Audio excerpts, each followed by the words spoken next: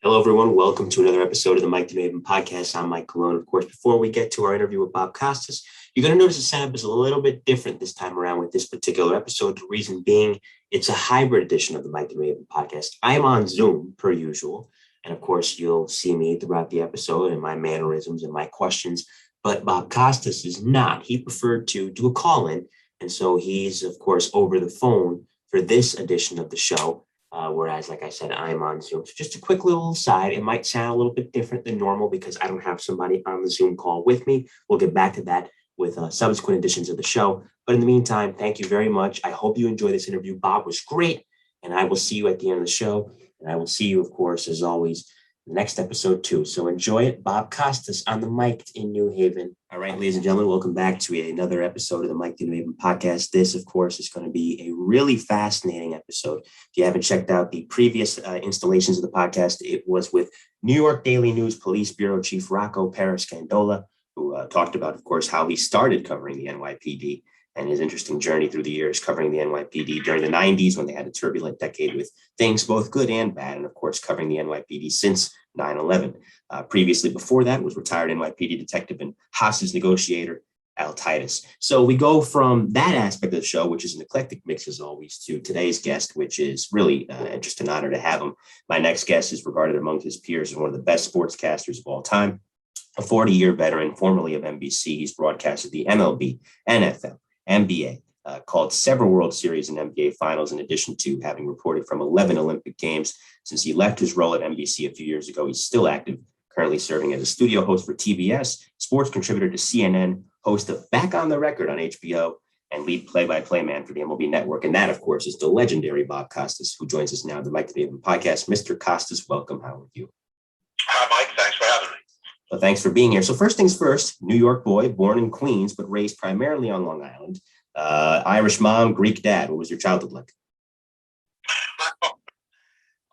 Like most kids of my generation, I was a baseball fan first and foremost. I loved all sports, but baseball then was the unquestioned national pastime, late 50s through the 1960s. So I grew up following baseball and other sports. And as I've said in other places, to me, the broadcasters were inseparable from the games. Their voices and the way they described what was going on, to me, was an important part of the experience. So I think that without even realizing it, even as I was following the games and the players, the idea of being a broadcaster was somewhere rattling around in my child's head. So, you attended Kubeck High School, and during middle school, but especially during high school, when you're starting to make that step towards college, that's where you have some really influential figures, besides your parents, of course, to guide you in the right direction. But not only that, but help you maintain your footing. So for that stage in your life, who would you credit as those, again, besides your parents, that helped you maintain that focus and continue the pursuit of that dream? Well, when I got to Syracuse University, and I would credit my guidance counselor in high school, it was much less sophisticated then than it is now, where people can go on the internet and every university has websites that extol the virtues of their various programs and their campus and everything else. Then what you had was a pamphlet maybe from each university. And the guidance counselor, you said to him, well, I'm interested in communication. So the guidance counselor said, well, there's Syracuse University, and the University of Michigan is big in that, and Fordham has a good program, and Northwestern in Chicago, and the University of Missouri, and that's pretty much the way you got it. So Syracuse rang a bell with me, not just because of its proximity to New York, where I'd grown up, but because I was aware that Marty Glickman, the first voice of the Knicks, and also the radio voice of the New York Giants, and later the Jets, a very much renowned New York City sports broadcaster, both Marty Glickman and his protege, Marv Albert, had gone to Syracuse. And since then, dozens and dozens of broadcasters, most of them, not exclusively, but most of them sports broadcasters, have attended Syracuse and gone on to much success. So I have to give my high school guidance counselor, whose name was Robert Patterson, some credit for that. But then once I got to Syracuse, it was really the combination of like-minded kids, my fellow students who had an interest in broadcasting. We were on the campus radio station WAER. Many of us became lifelong friends that I'm still in regular touch with, and most went on to success successful careers in one aspect of broadcasting or another. So just kind of being with like-minded people with like interests, we critique each other. There was a kind of energy there. That was a big factor. And then I had one professor at Syracuse University who has since passed away, but his name was Stan, and he was part of the faculty at the Newhouse School of Public Communications at Syracuse, and he took a particular interest in me. He actually saw something in me that I wasn't sure of at that stage, and he told me that if I worked at it, that I had a chance to be not just reasonably competent, but maybe better than that. And he would critique my broadcasts, and he wouldn't spare me any criticism if he thought I deserved it at that early stage.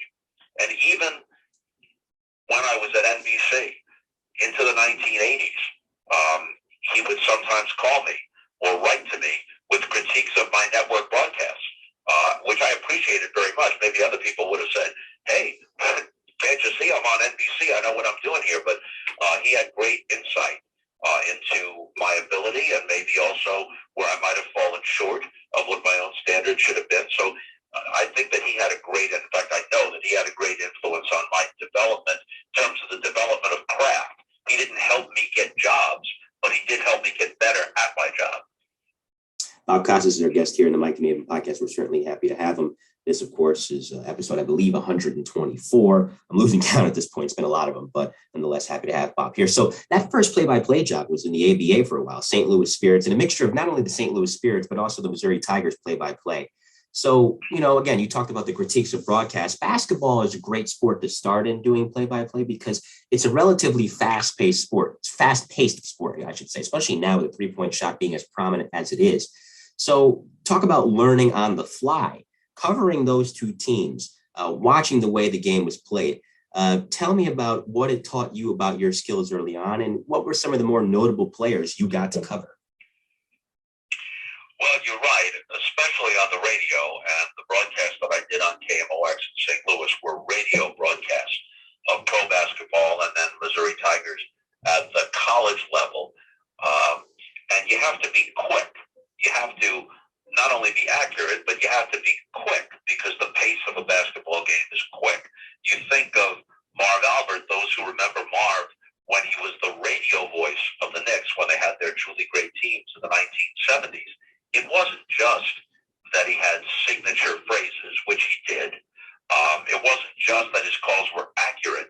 His calls had a staccato rhythm to them that matched the way the Knicks moved the ball around the court so that you could see in your mind's eye, and much fewer games were on television then than they are now.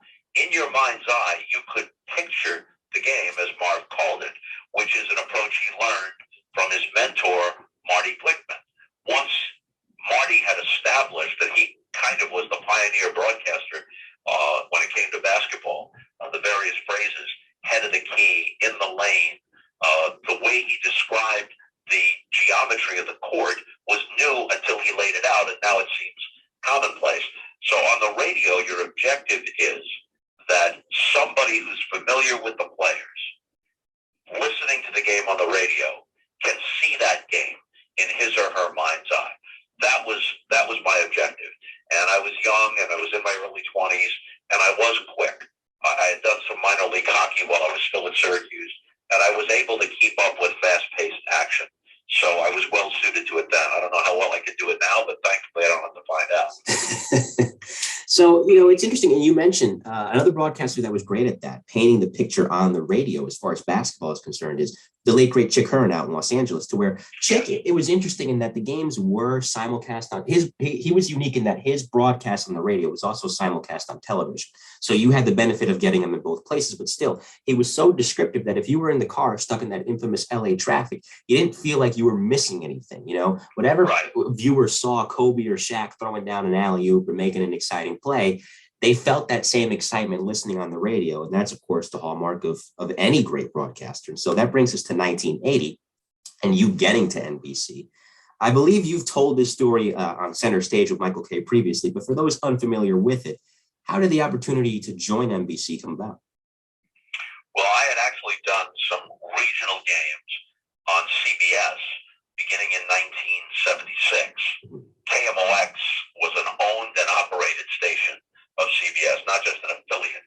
CBS owned a half dozen stations around the country, so they were really part of the network. And a number of KMOX sports broadcasters, Jack Buck among them, had done network games on a regular basis. And they had an opening one particular football Sunday. They had a slot to fill, a small regional telecast that wasn't going to the entire nation. And they called KMOX and said, who have you got? And they said, well, we have a kid here. He's 24. He looks much younger than that. And they said, well, we only have 3 or 4 days. Send him to Green Bay. And I went to Green Bay and did the game and did pretty well. And they brought me back. I was never that prominent, but I probably did, I don't know, a couple of dozen NBA games and NFL games between 1976 and 79 for CBS. And I don't think I was that well known to the general public, but people in the industry, I guess, had taken notice.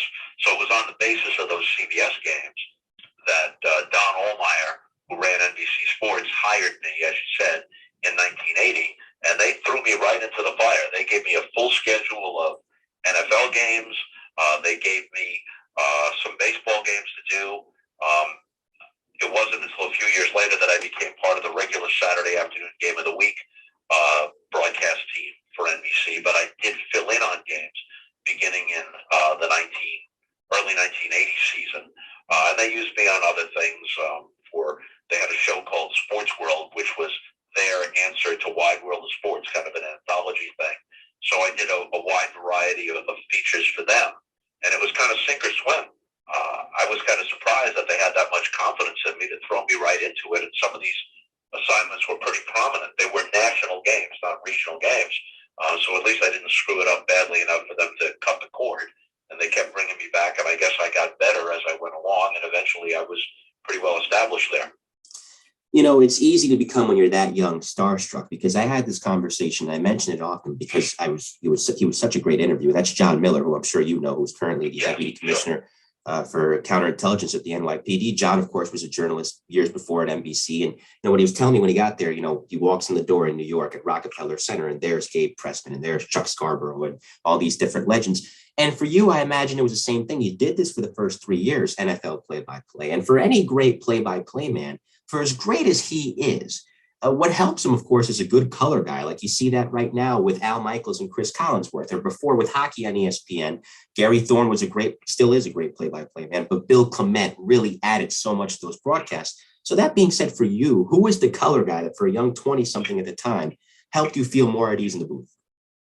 Well, I had a variety of partners early on, and I appreciated all of them, but I guess the one who was fully established and where he and I as a team kind of clicked in the audience's mind was Tony Kubeck, who had been part of NBC's baseball coverage at the highest levels, All-Star games, World Series and whatnot, working with people like Kurt Gowdy and Jim Simpson and Joe Garagiola. And he and I became a team in 1983 and continued together on the game of the week and on postseason broadcasts until NBC lost the baseball package after the 1989 season.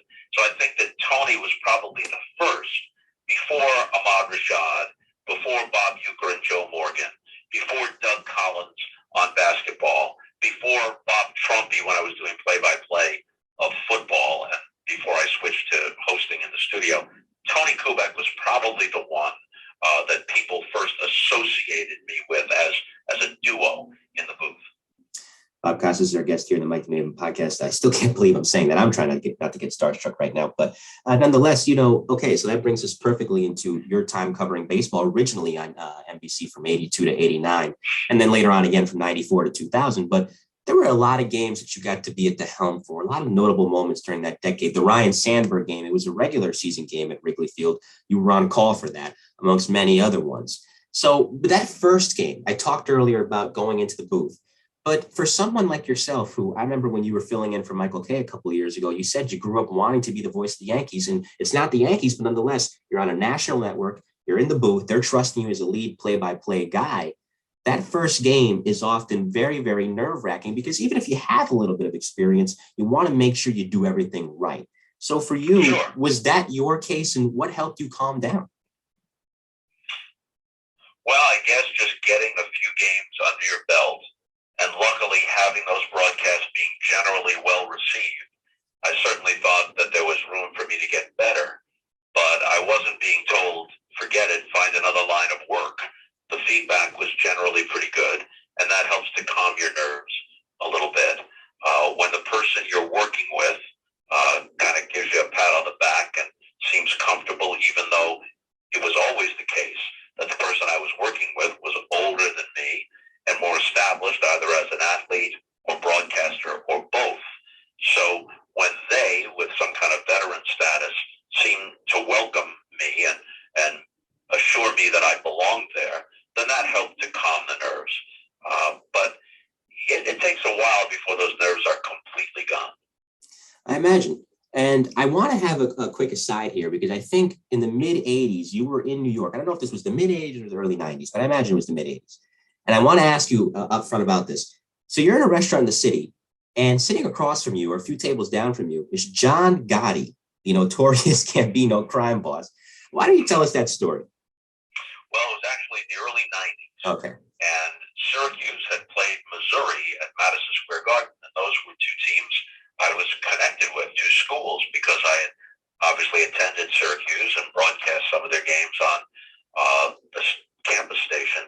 And then I had been the voice of the Missouri Tigers on radio for a number of years, and I was good friends with both Norm Stewart, the Missouri coach, and Jim Boeheim, the Syracuse coach. So I went to the game, and I sat behind one bench for the first half and the other bench for the second half, so it was not to show favoritism. But when the game ended, Syracuse went back upstate to Syracuse, and the Missouri people were left. I guess they didn't fly back until the next day. And so some of them said, you know the city, where should we go for dinner? And it was late at night, like on a January night, and it was very cold and snowing. But I knew a place in Little Italy that I had frequented, and I knew they would stay open for us. So I called, and we went there. And it was getting close to midnight by the time we were finishing up our meal, and there were only a couple of tables occupied at that point. And I looked up, and who should be walking in but John Gotti, along with a couple of his henchmen. And it became obvious right away that he was a regular at this restaurant because the maitre d' rushed to greet him, and the waiter almost dropped the rigatoni in my lap. He was so distracted by Gotti walking in. It was pretty clear that he was an imperial presence there, and he was every inch the dapper Don, perfectly coiffed, a $2,000 overcoat, perfectly tailored suit. You know, they took his coat from him as if it was the cape of a prince, and they showed him to a table not far from ours. And the people from Missouri in our group began to buzz like maybe this was something they should be concerned about. And I had to allay their fears. I said, no, unless you've done business with Mr. Gotti and in some way had crossed him or fallen into disfavor, you don't have anything to worry about. You're now in the safest place in all of New York. So a few minutes go by, and the maitre d' comes up and he says, Mr. Costas, Mr. Gotti would like to buy you a drink. And as I've told the story before, I'm thinking at this point, we probably had about enough to drink at this point. On the other hand, I put this in the category of an offer you could not refuse. So I say, okay, bring us a little more Chianti. And when the wine arrived, I raised my glass, I looked toward Gotti, and I said, Mr. Gotti, thank you. And he goes, Bob, I like your work. And I'm thinking, what am I supposed to say now? I like your work too. Nice rub out at Sparks Steakhouse, highly efficient. I'm thinking that probably wouldn't be the best thing to say. So I said something like, well, thank you, Mr. Gotti. Thank you. Enjoy your evening. And he turns to his henchman. He goes, Bob Costas, sportscaster. So I turn to the people from Missouri at my table and I whisper, John Gotti, murderer. It's pretty much the story.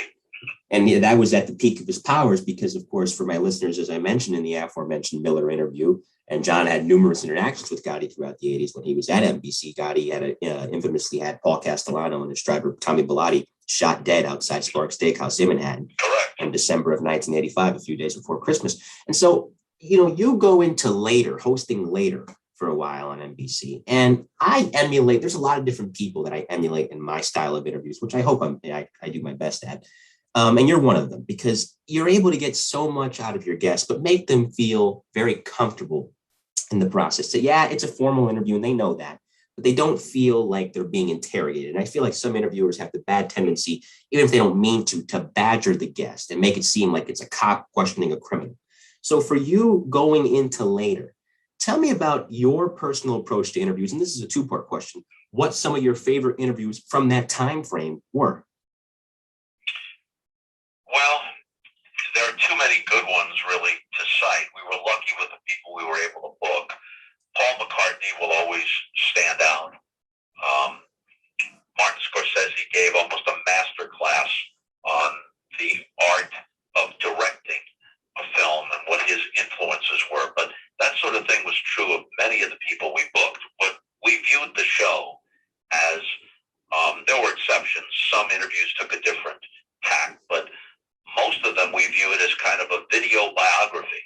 The person was talking about their life and their influences and the significant people they had come into contact with and their views on the art or the craft that they were part of. And we were not constrained by time. These weren't soundbite interviews. Was one guest for the entire half hour. And if that guest was interesting enough, we kept him or her over for a second show or a third show. So the requirements of an interview like that were different than someone on the Today Show with 4 or 5 minutes. They can't be expected to get into the kind of depth that we were able to get into on later. There were times when the questioning was pointed because there might have been a newsmaker or it might have been more issue-oriented. But most of the time, as you say, you're trying to make sure the person is comfortable. That doesn't mean you're fawning over them or throwing them only softballs, but you can usually engage them when they recognize, either because they're familiar after the show's been on the air for a while, they're familiar with the show and they have a certain respect for the tone and content of the program, or even if they're not that familiar, once you've gone through your first several questions and they realize this isn't the usual boilerplate thing, the same questions I've been asked over and over again, but this person has really done his homework and or he really knows about my career to begin with. And so if he's got enough respect for me as the interview subject to come to it prepared this way, then I ought to raise my own game and not go on autopilot and give him answers that are worthy of his questions and of his interest in my life and in my career. And usually if that was the connection that was made, most of the time it was, if that was the connection that was made, then you got more than you usually would get from that person in the average interview. Excuse me. Absolutely. Bob Costas is our guest here on the Mike Maven podcast. It's a bit of a hybrid edition of the show. I'm on Zoom, but Bob is over the phone, which is a little bit of a throwback to the early days of this show. That's how I used to do my interviews. Certainly happy to have Bob here. So what was lost with NBC losing Major League Baseball was gained when they got the NBA, because CBS had the NBA, and after the 89-90 season, NBC swooped in and got the great deal. And it was perfect timing because this is really the pinnacle. I mean, the NBA is great now, and it certainly helps that the Bulls are relevant again, and my Knicks, who I've suffered with for years, are finally relevant again. But the 90s was the pinnacle for the sport, I think, and because of the Bulls dynasty, and also so many great teams, both in big markets and small. Yes, the Knicks were great, but you had the Pacers that were great too. You had the Seattle Supersonics who were great, and many other teams that I could name. So you were a studio host from 90 to 97. And then, of course, you took over play-by-play, which we'll get to a little bit later, from 97 until Marv came back in 01. But that time, covering that dynasty up close, before we dive into it, what I do want to ask you, being in the studio, you have to make sure the chemistry is right. You have analysts that want to get in there. You want to cater to their strengths. What makes an effective studio host, in your opinion? Well, I don't think an effective studio host is merely a traffic cop. But you have to master the traffic cop aspects. You have to keep things moving. You have to have a clock in your head. How long is this segment supposed to be? You have to move the ball around, so to speak. You have to be a bit of a point guard and distribute the assists and make the other people look good and get the ball to them, if I can strain this metaphor, in a position where they can do something good with it. So you learn as you go what are the strengths of the various people around you, what sort of question sets them up best. Are they a self-starter or do they need a little bit of prodding? And after a while, they should trust you that your only interest is in making the show itself as good as possible. So if they shine, you shine. So everybody looks better when everyone succeeds. That has to be your objective. But if you're only a traffic cop, if you're only a nuts and bolts guy, then you're not bringing anything of yourself to it. Think of Ernie Johnson on Inside the NBA, which is probably the best studio show ever in the history of American TV sports. Does he set up Shaq, Charles, and Kenny? Of course he does. Does he react to them? Yes. But he also very subtly has opinions of his own, makes points of his own, provides information. He's not just a generic host. He's a discernible personality. And I think if you can combine those two things, then you've got the essence of what makes someone successful in that role. We saw, now getting to the second aspect of the question, a transition from the Lakers and the Showtime dynasty of the 80s and the Celtics and Bird leading the way of the 80s into Michael's time. And there was that passing of the torch moment in 91 when Magic Johnson, unbeknownst to us, playing in his last season. He would come back later, but of course he left due to the diagnosis of HIV, losing in the finals to Michael. And you saw that firsthand, especially in 98. But for that first three-peat, seeing that team, seeing how well they played, seeing how they seemed to dominate the competition, the wars that they had with the Pistons, and then finally overcoming them. Of course, the wars that they would have with my Knicks. Watching Michael up close, what was he like to be around? Well, I wouldn't say that I was close to him. We were very respectful and appreciative professional acquaintances. And so I respected the way he carried himself, not just on the court, but off. When he was interviewed, he was always prepared and alert. He didn't phone it in. It was obvious that he was intelligent and had a sense of what was required of him. He took his role as one of the representatives and ultimately maybe the representative of the NBA. He took that seriously. But the most important thing was not just the success of the Bulls and of Jordan individually, but his dynamism, his charisma. You could feel it. People who had only a casual interest, if that, in basketball became really interested in the NBA. At first, in fairness, Dr. J, Magic, Larry, but then it really peaked in the 90s with Jordan. So it was a whole different thing. There was a water cooler, office conversation about a Bulls game the day after that just doesn't exist now because the NBA is mostly a cable sport.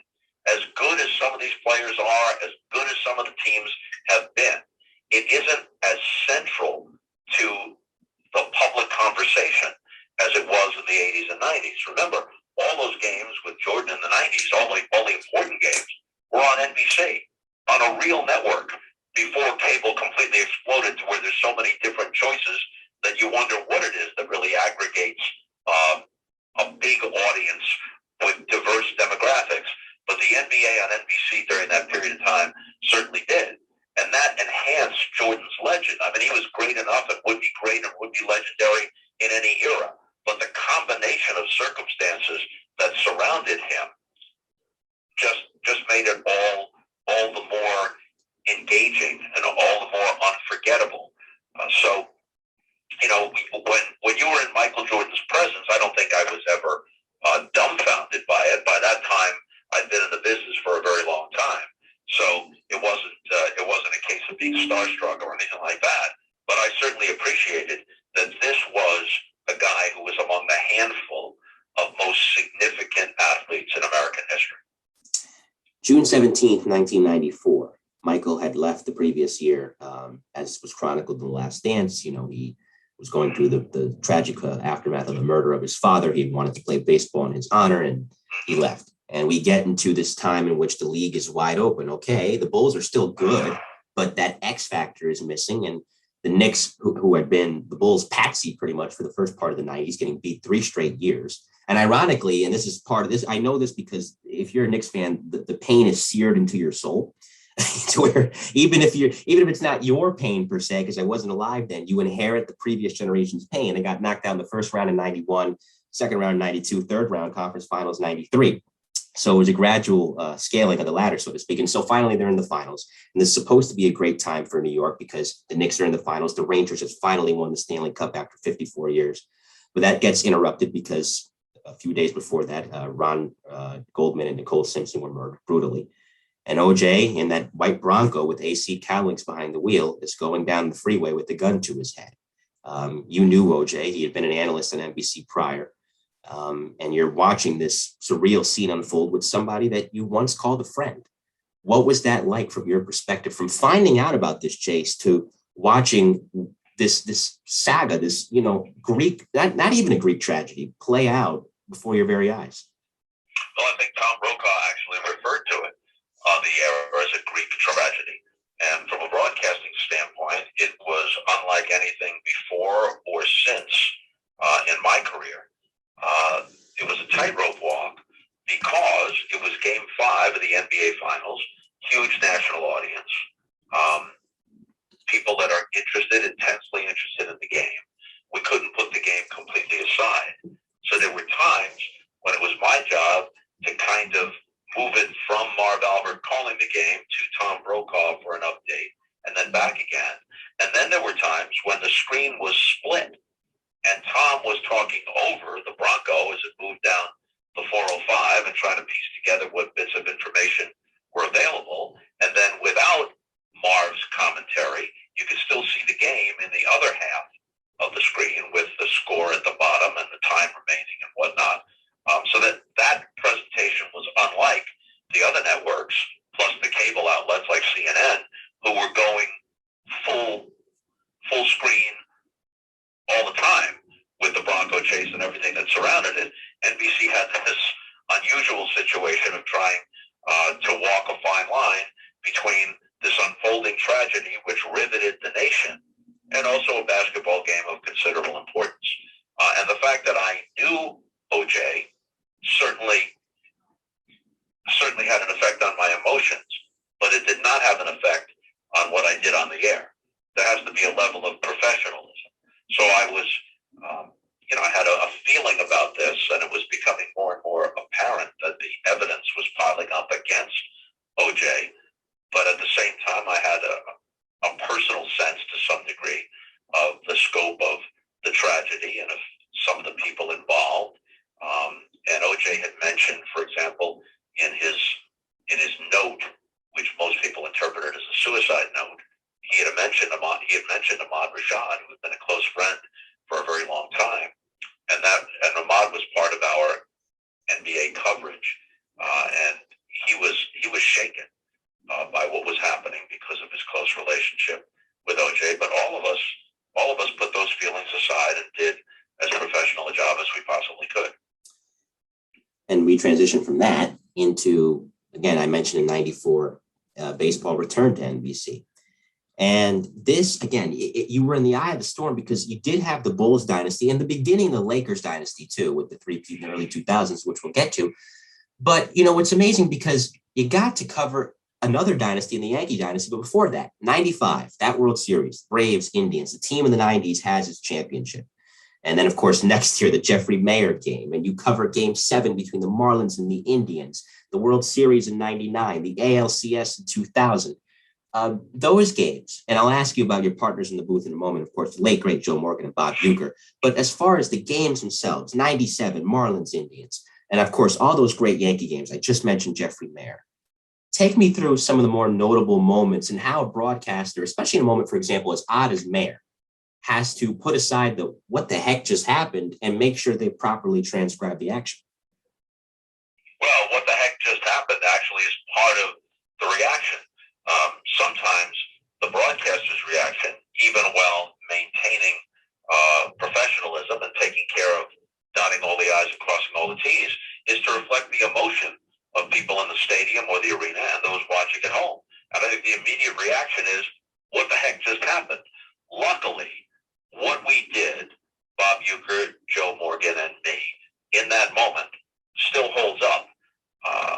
We heard a lot of old games in a variety of sports when sports were shut down by COVID in 2020. And the Major League Baseball Network played that game in full at one point. And as I watched it, and not having seen it in 2 decades or more, I was satisfied that we had covered it really well in the moment, both the live call and then with all the things that surrounded it, the controversy and people being ejected and all the replays. I think we nailed it, which is good. You don't always, but you hope to at least most of the time. You mentioned the Braves in '95. That's a call I'd like to have back. Not that it was a bad call. The Braves had been in the World Series in '91 and '92. They'd been in the NLCS in '93. There was no World Series in '94 because of the strike. Then they're back in the World Series in '95. So to that point in the decade, they were the team of the '90s. And even as late as 1999, had the Braves won that World Series over the Yankees, then they and the Yankees would both have had 2 world championships in the decade, and the Braves would have had many more postseason appearances and more overall success. Who could have thought that the Yankees, beginning in '96, would put together a run that actually extended to 2000 when they won another World Series, and 2001 when they went to the 7th game of the World Series before losing to the Diamondbacks.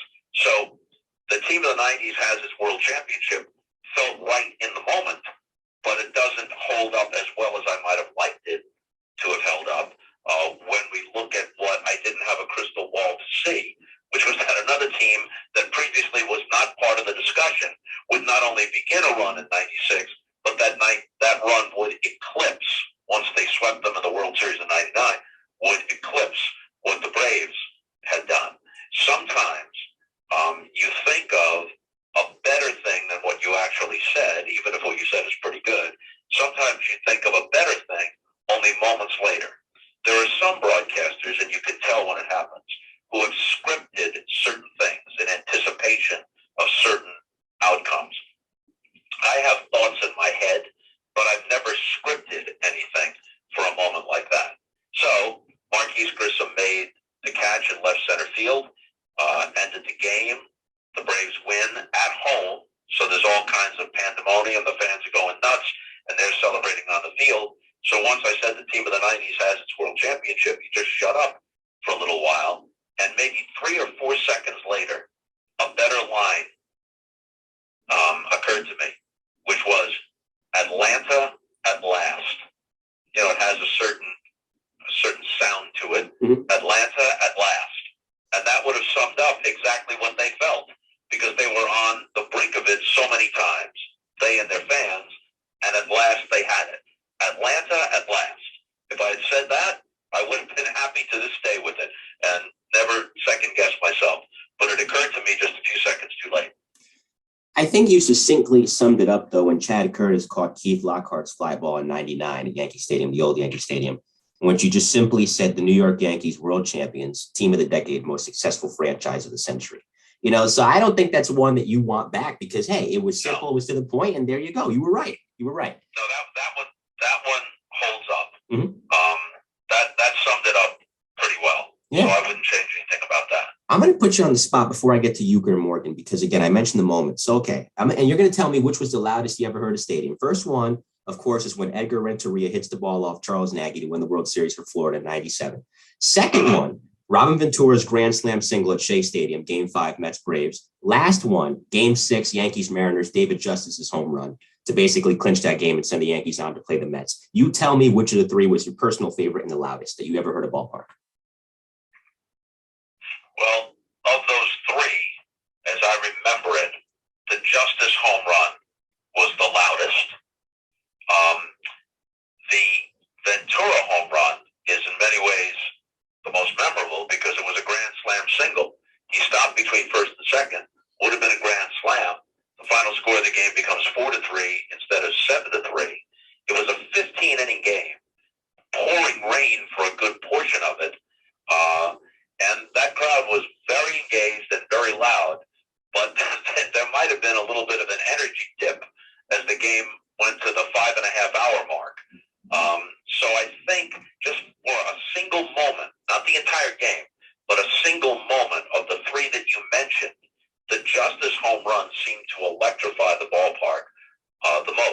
Now, of course, the Renteria base hit on Charles Nagy in the bottom of the 11th of the 7th game ended the World Series. And it was a big moment. We're talking about degrees of excitement, and they're all at a very high level. But the Marlins played at that time in a football stadium. It was the Dolphins football stadium. It was oddly configured for baseball. Were the fans into it? Sure they were. Were they loud? Sure. But it didn't seem to me to be as loud as Shea Stadium for the Ventura Grand Slam single or Yankee Stadium a year later for the Justice home run. On the call with you in 97, as I mentioned, was Uecker and Morgan. Now, Morgan's sadly not with us anymore. Uecker still very much is and going strong calling Brewers games. Give me a good story about each man. Well, Joe Morgan is one of the most universally was and remains in memory, one of the most universally respected people in his sport of anyone I've ever known or worked with.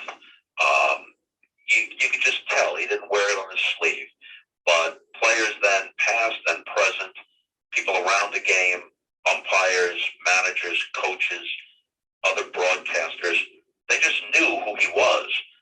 Not only a Hall of Famer, but one of the most respected players in his time, one of the smartest players ever, could have been a manager if he'd wanted to do that. And he didn't have to announce his presence. When he showed up, people just, you could feel the respect and the regard that they had for him. And it was an interesting counterpoint to Uecker, whose entire public persona, even though in truth he's utterly beloved and respected throughout baseball, but his entire persona was ineptitude. He made a career out of it. Lifetime batting average exactly 200, traded multiple times, et cetera, et cetera. So the one story that I like to tell that involves both of them is from that Game 6 that we talked about before in 1995 in Atlanta between Cleveland and the Atlanta Braves. And at one point, Joe Morgan begins talking about his own World Series experiences. And he's mentioning Johnny Bench and Sparky Anderson and Pete Rose, Tony Perez. And when he's done, I turn from this first ballot Hall of Famer and two-time MVP, and I turn to Uecker just for the contrast, and I say, Uecker, did you ever play in the World Series? And he said, well, I was with the Cardinals in 64, but when we played the Yankees in the World Series, I was on the disabled list, which is what it was called then. I was on the disabled list. I said, what was wrong with you? He said, I had hepatitis, which seemed odd. I said, how did you get that? He said, the trainer injected me with it. And this was live on the air, obviously self-deprecating as always. Like the best thing he could do for the team was to not be available. And so the Cardinals then won the World Series, perhaps because he wasn't available to screw it up. That sounds like something Uecker would say. And like I said, if you want to listen, especially now with the MLB at Bat app being in play and you being able to tune into any game that you want, if you're not listening to Bob Uecker call a Brewers game, you're not doing it right. He got you. He's still terrific. He's 87 years old and still on top of his game. Yeah, he's not just a baseball treasure. He's a bastard. Jeff Greenfield's going to be on this show next week. And he told me to ask you about this. The day before the world changed, September 10th, 2001, you guys were at Rao's in New York City. What happened? Yeah. We were at Rao's, and it's always a convivial atmosphere there, kind of an old world Italian place. And it was me, Jeff Greenfield, and Robert Wald of Arliss fame. And it was the kind of conversation that you'd normally have. We're talking about sports. We're talking about politics, unaware, as you say, that the next day, the next morning, the world would change. Another footnote is that next morning, I was on the Today Show because the lead story, after they got through the other headlines, at about 5 minutes after 7, 10 minutes after 7 a.m., Katie Couric was talking to me about Michael Jordan announcing his return to the NBA to join the Washington Wizards. And so that was one of the top stories of the day. And by about 7:20, I was done with that and left the studio. And a short time after that, as you say, the world changed with the two planes flying into the World Trade Center. And the other story that we'll wrap up with, normally I would do rapid fire, but we don't have time for that, is I grew up a wrestling fan. On the Record with Bob Costas, of course, was the original title of the show. It's now back on the record. That infamous Vince McMahon interview. We'll wrap up with that. Take me through that. Well, it started with the XFL. If it was just wrestling, he wouldn't have been on the show. The XFL had made a big splash. It got a big rating, just out of curiosity, the first game on NBC. But it was on the network. It wasn't on NBCSN. It wasn't on ESPN 11 or something like that. It was on NBC on Saturday nights. And pretty soon, when the general shoddy quality of both the product itself and its presentation on television became clear, it was getting, no exaggeration, literally the lowest ratings in the history of primetime network television, any network since the dawn of television. And so that was what the interview was about at the beginning. And all the questions I asked were on point. He became annoyed early on because he wasn't used to a legitimate interview that had a journalistic slant. He was used to these kind of staged wrestling interviews.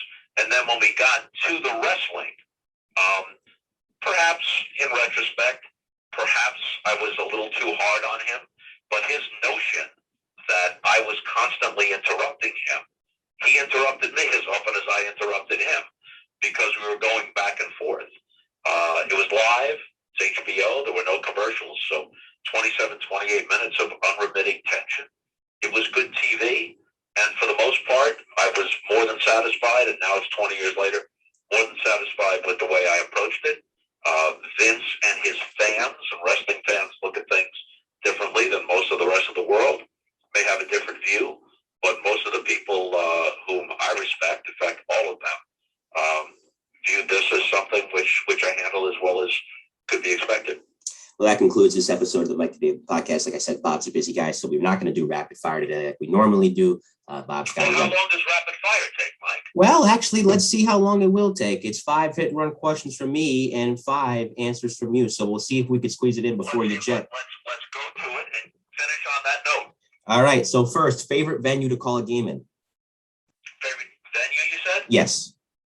Either Fenway Park or Wrigley Field. Funniest athlete you ever covered? I don't know if you call him an athlete. He was a coach. He had been an athlete. Jim Valvano was very, very funny. The late Jim Valvano could have been a stand-up comedian, a wonderful guest. If you could interview anybody dead or alive, who would it be and why? Well, insofar as I'm associated with sports, there are many historical figures that all of us would like to meet and or interview. But confining it to sports, I would say Jackie Robinson 1 and Babe Ruth 1A. Fourth, if they're going to put Bob Costas in the electric chair tomorrow, what's his last meal? The electric chair might dampen my enthusiasm for the feast. But I'm going to have the best pizza you can ever get. You know, not some generic pizza, the best pizza you could ever get. And since I'm no longer worried about my cholesterol because the electric chair awaits, then I'm going to get a top quality, more than one, probably 2 cheeseburgers from a place like PJ Clark's, or the 3 or 4 places that are on the short list of great burgers, along with PJ Clark's. And then I'm going to finish it off with, I might as well eat the entire carrot cake, but it's got to be a really good carrot cake. There's a wide range of carrot cakes. So there's some that I'm not so keen on, but if it's the right combination of ingredients, a great carrot cake hits the spot for me, and I'd probably down an entire bottle of wine, because what the hell, a bottle of red wine to accompany it, and that might temporarily take my mind off the horrible fate that awaited me. Last and least, so that way you can get to running. And I thank you for being here. I hope you had a good time. I hope I've done a good job. If you can go back and thank you. If you can go back in time, what advice would you give a younger version of yourself? Perfect is the enemy of the good. I didn't think of that myself. It's a well-known phrase. You always want to aim for the best you can do, so perfection is an ideal, but you ought not beat yourself up if you get 95 in your own mind instead of 100. And sometimes I was too hard on myself. Even when other people were applauding what I did, I was always like, yeah, I could have done that a little better, and why didn't I do that? And I would obsess over that. I'm better about it now. And I always enjoyed what I did, but I think there were times when I might have enjoyed it even a little bit more if I wasn't so hard on myself. That concludes an outstanding episode of the Mike the Maven podcast. Bob Costas is back on the record. You can catch Back on the Record with Bob Costas on HBO. And if you're not watching that, you should. If you haven't caught up with some of his previous interviews, you should. You can also see him during the baseball season on MLB Network. Bob, I thank you so much for being here. I'm really glad you made the time for me. And on behalf of Bob Costas, I am Mike Colón. We will see you next time. Take care, everyone, and stay safe.